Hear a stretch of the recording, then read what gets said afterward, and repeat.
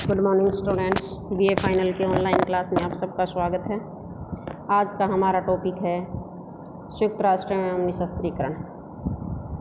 संयुक्त राष्ट्र के द्वारा निशस्त्रीकरण के क्षेत्र में किए जाने वाले प्रयास और निशस्त्रीकरण की आवश्यकता, इसके मार्ग में बाधाएं आदि टॉपिक को हम डिस्कस करेंगे। ये हमारा 4th यूनिट का फर्स्ट क्वेश्चन है। सबसे पहले हम देखेंगे कि निशस्त्रीकरण का क्या अर्थ होता है। वर्तमान एक वैज्ञानिक युग होने के कारण सभी देशों ने प्रत्येक क्षेत्र में वैज्ञानिक प्रगति की है। इसी एक क्षेत्र में नवीन अस्त्र शस्त्रों की खोज की गई और धीरे धीरे अस्त्र शस्त्रों की समस्या हमारे जीवन मरण की समस्या बन गई।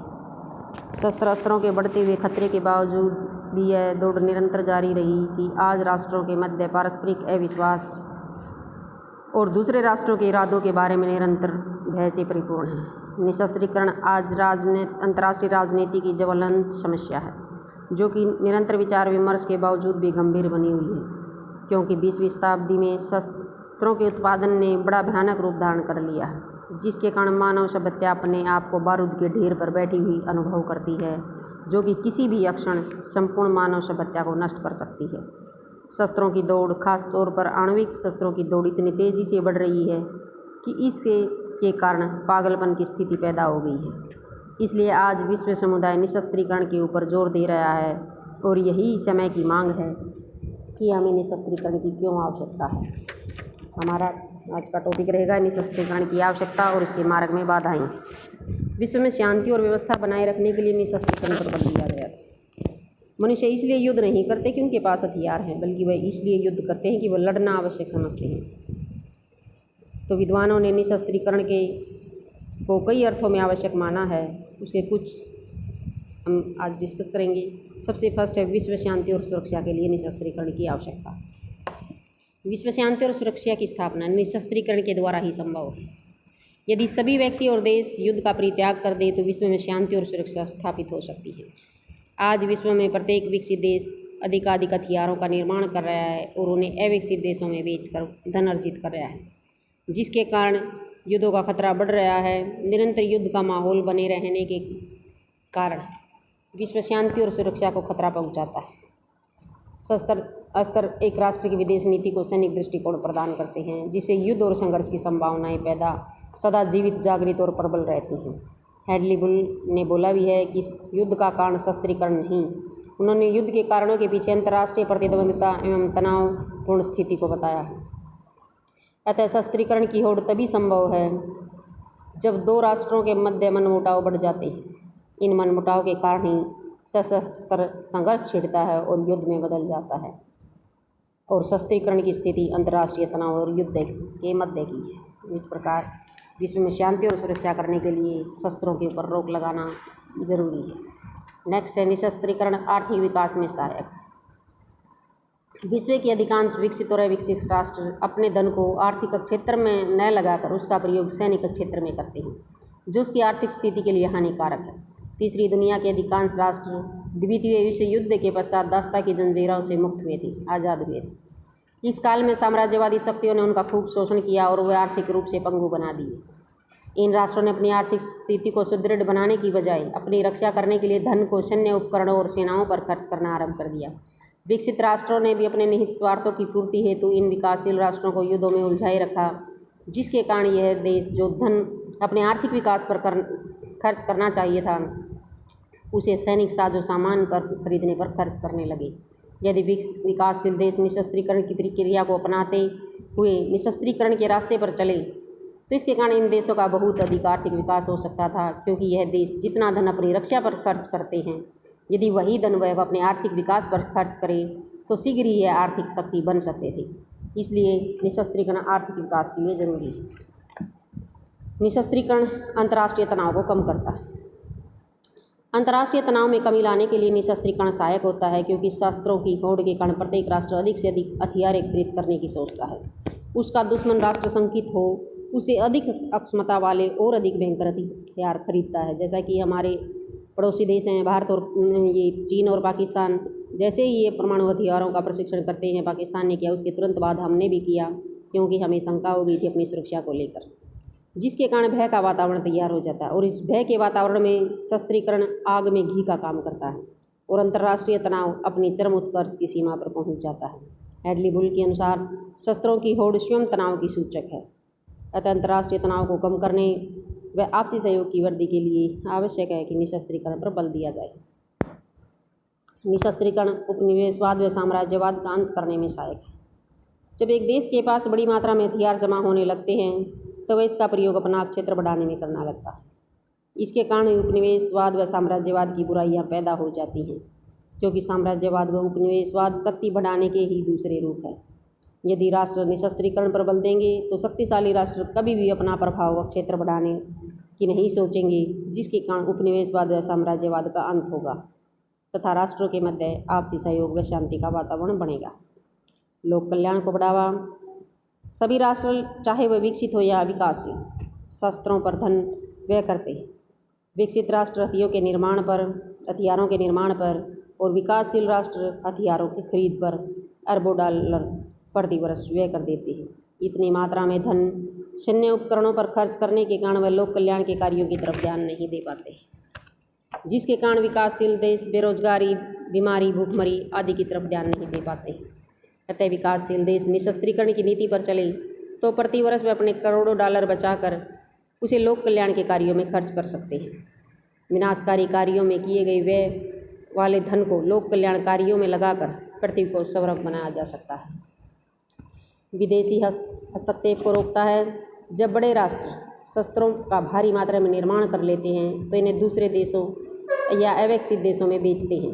कुछ अविकसित देश इन देशों से नवीन तकनीक के सैन्य उपकरणों का आयात करते हैं। इसके कारण वह उन विकासशील देशों के आंतरिक मामलों में दखलंदाजी करते हैं। आमतौर से यह देखा गया कि बड़े राष्ट्र शस्त्र निर्यात और शस्त्र सहायता को राजनीतिक दबाव के साधन के रूप में प्रयुक्त करते हैं, ताकि परोक्ष रूप से प्राप्तकर्ता देश दाता देश के चुंगल में फंसा रहे।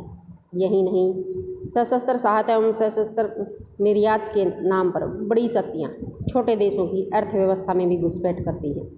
अतः विकासशील देशों में महाशक्तियों के बढ़ते हुए हस्तक्षेप को रोकने के लिए आवश्यक है कि यह देश मिलकर निशस्त्रीकरण पर बल दें। सैनिकीकरण को रोकता है। प्राय देखा जाता है कि शस्त्रों की होड़ सैनिकीकरण को जन्म देती है। आज प्रत्येक राष्ट्र अपनी सुरक्षा के लिए लाखों की सेनाएं प्रेरित करता है। चीन, भारत, अमेरिका, रूस आदि देशों की स्थायी सेनाएं ही कई लाखों में है। इन देशों के अतिरिक्त कई छोटे छोटे देश जैसे ईरान, इराक, उत्तरी कोरिया, क्यूबा आदि की सेना भी कई लाखों में है। सैनिकों का होना इस बात का द्योतक है कि किसी भी प्रकार से युद्ध में विजयी प्राप्त की जाए। शस्त्रों की उपस्थिति का अर्थ शक्ति का प्रदर्शन, धमकी, आक्रमण, विरोध आदि को प्रोत्साहित करता है। अतः बढ़ते हुए सैनिकीकरण को रोकने के लिए निशस्त्रीकरण बहुत आवश्यक है। सैनिक गठबंधनों को रोकता है। निशस्त्रीकरण सैनिक गठबंधनों को रोकता है। द्वितीय विश्व युद्ध के बाद शस्त्रीकरण की प्रक्रिया आरंभ हुई थी। इस दौरान कई सैनिक गठबंधन हुए, जिसे नाटो, सीटो, सेंटो, एंजुस गठबंधन अमेरिका के द्वारा किए गए। सोवियत संघ के द्वारा भी साम्यवादी देशों को मिलाकर वार्सा पैक्ट नामक सैनिक गठबंधन हुआ था। परंतु जैसे ही 1985 के बाद गोर्बाचोव रीगन के मध्य वार्ता आरंभ की गई तो इसे निशस्त्रीकरण की प्रक्रिया आरंभ हुई और धीरे धीरे नाटो को छोड़कर सभी सैनिक गठबंधन समाप्त हो गए। अतः स्पष्ट है कि निशस्त्रीकरण सैनिक गठबंधनों को रोकता है। परमाणु युद्ध से बचाव के लिए आवश्यक।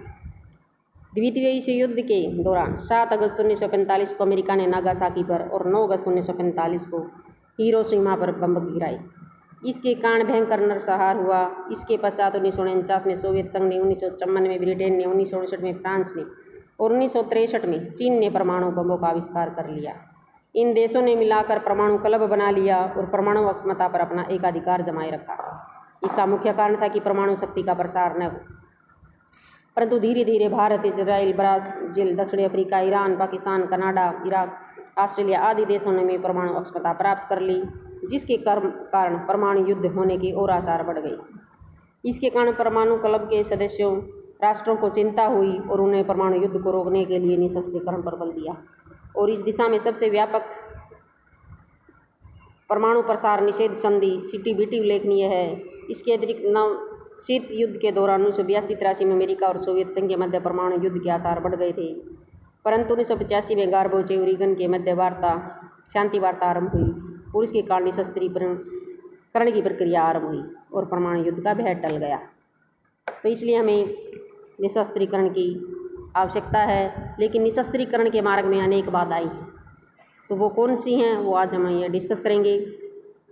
नैतिक रूप से विश्व को विनाश से बचाने का दायित्व मानव जाति पर ही है। इस दायित्व की पूर्ति तभी हो सकती है यदि विश्व के विभिन्न देश निशस्त्रीकरण की व्यवहारिकता को प्रदान करें।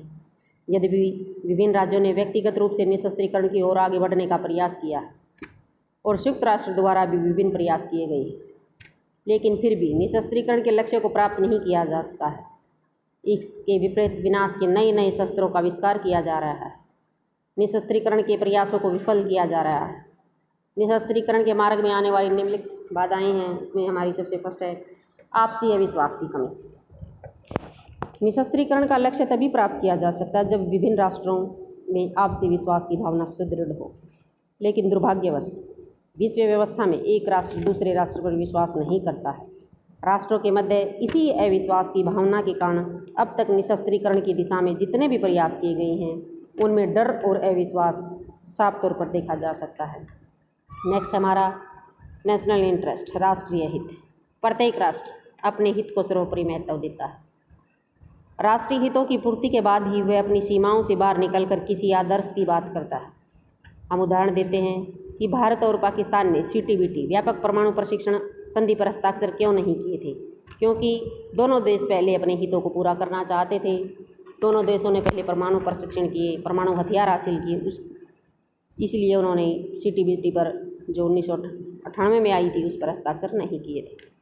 विभिन्न राजनीतिक समस्याएं, निशस्त्रीकरण के प्रयास में अनेक राजनीतिक समस्याएं बाधा बनती हैं, क्योंकि कुछ विद्वानों का मानना है कि राजनीतिक समस्याओं के कारण राष्ट्रों के मध्य तनाव पैदा होते हैं, जिससे कई बार युद्ध की नौबत आ जाती है। जिसका उदाहरण आप चीन और पाकिस्तान से दे सकते हैं कि किस प्रकार हमारी राजनीतिक समस्याओं के कारण हमारे पड़ोसी देशों के साथ हमारा तनाव चल रहा है, इसलिए हथियारों का होना आवश्यक है। राजनीतिक समस्याओं के कारण राष्ट्रीय और अंतर्राष्ट्रीय वातावरण प्रदूषित हो जाता है। इसी कारण निशस्त्रीकरण के प्रयास असफल हो जाते हैं। राष्ट्रीय सुरक्षा, विश्व का प्रत्येक राज्य प्रत्येक दृष्टिकोण से सुरक्षित होना चाहता है। इसके कारण वह सेना व पुलिस को बल को अत्याधुनिक बनाने में बिल्कुल भी पीछे नहीं रहना चाहता। कोई भी राष्ट्र अपनी सुरक्षा व्यवस्था को दूसरे के भरोसे नहीं रहने देना चाहता। अतः राष्ट्रीय सुरक्षा के प्रति बढ़ती आशंका शस्त्रीकरण को बढ़ावा देती है। शक्ति के अनुपात की समस्या, निशस्त्रीकरण के मार्ग में एक कठिनाई शक्ति के अनुपात पर है। निशस्त्रीकरण में विभिन्न राष्ट्रों द्वारा अनुपातिक रूप से अपने अपने शस्त्रों को कम किया जाता है, परंतु प्रश्न उत्पन्न होता है कि शस्त्रों में कटौती के लिए किस अनुपात को स्वीकार किया जाए। निशस्त्रीकरण के उपरांत यह नहीं होना चाहिए कि शक्तिशाली देश तो कमज़ोर बन जाए और कमज़ोर देश शक्तिशाली बन जाए। इसके अतिरिक्त हथियारों को कम करने का कोई वैज्ञानिक आधार भी नहीं है। अलग अलग राष्ट्र हथियारों को कम करने के लिए अलग अलग मापदंड अपनाते हैं, जो कि उचित नहीं है, और इसीलिए आज तक निशस्त्रीकरण की दिशा में कोई ठोस कदम नहीं उठाया गया। वर्चस्व की भावना, अंतर्राष्ट्रीय समुदाय में प्रत्येक शक्तिशाली राष्ट्र यह चाहता है कि अन्य राष्ट्रों पर उसका वर्चस्व बरकरार रहे, इसलिए वे अपने आप को सैनिक दृष्टि से अत्यधिक मजबूत बनाने का प्रयास करते हैं। इसके लिए शस्त्रों का संग्रह और शस्त्रीकरण और नए शस्त्रों की खोज को बढ़ावा मिलता है। कई राष्ट्र तो हथियारों के व्यापार को खुले तौर पर प्रोत्साहन देते हैं। वर्चस्व की यह भावना निशस्त्रीकरण के सभी प्रयासों पर कुठाराघात करती है। प्राथमिकता निर्धारण में कठिनाई, निशस्त्रीकरण की एक मुख्य समस्या यह है कि राजनीतिक प्रश्नों को पहले सुलझाया जाए या निशस्त्रीकरण के प्रयास किए जाएं। ये दोनों प्रश्न एक दूसरे से जुड़े हुए हैं। ये दोनों ही प्रश्न आपसी अविश्वास, तनाव, भय और संघर्ष को बढ़ावा देते हैं। परंतु वास्तविक प्रश्न यह है कि दोनों में से किसे प्राथमिकता दी जाए, पहले शस्त्रीकरण को अपनाया जाए या राजनीतिक समस्याओं को हल किया जाए। आर्थिक कार्य, आर्थिक तत्व भी निशस्त्रीकरण के प्रयास में बाधक बनता है। अमेरिका, फ्रांस, स्वीडन, इंग्लैंड आदि अनेक देशों की बड़ी बड़ी कंपनियां हथियार बनाने का काम करती हैं। इन कंपनियों का निरंतर यह प्रयास रहता है कि उनको अधिक से अधिक हथियार बेचने के अवसर प्राप्त हों। इनका तर्क है कि निशस्त्रीकरण किया जाता है तो शस्त्र उद्योग बंद हो जाने से लाखों लोग बेरोजगार हो जाएंगे। कई शक्तिशाली देशों की अर्थव्यवस्थाएं तो काफ़ी हद तक शस्त्र उद्योगों पर टिकी हुई है। अतः यदि शस्त्र नियंत्रण के प्रयास किए जाते हैं तो इनको भारी आर्थिक संकट का सामना करना पड़ सकता है। नेक्स्ट हमारा लास्ट, निशस्त्रीकरण के प्रयास में ईमानदारी का अभाव। विभिन्न राज्यों द्वारा निशस्त्रीकरण की दिशा में अब तक जितने भी प्रयास किए गए हैं उनमें ईमानदारी और निष्ठा का साफ तौर पर अभाव देखा जा सकता है। प्रत्येक राष्ट्र आदर्शों की बात करके दूसरे राष्ट्रों को धोखा देने के प्रयास में लगा रहता है। वास्तव में कोई भी राष्ट्र किसी अन्य राष्ट्र की सैन्य शक्ति का सही आंकलन नहीं कर सकता। राष्ट्रों द्वारा शस्त्र कटौती के लिए प्रयुक्त समझौते में कुछ आंकड़े और होते हैं, जबकि वास्तविकता कुछ और होती है। तो इस प्रकार आज तक निशस्त्रीकरण की दिशा में कोई खास प्रयास नहीं किए गए हैं। आज का हमारा ये टॉपिक ये समाप्त होता है। Thank you.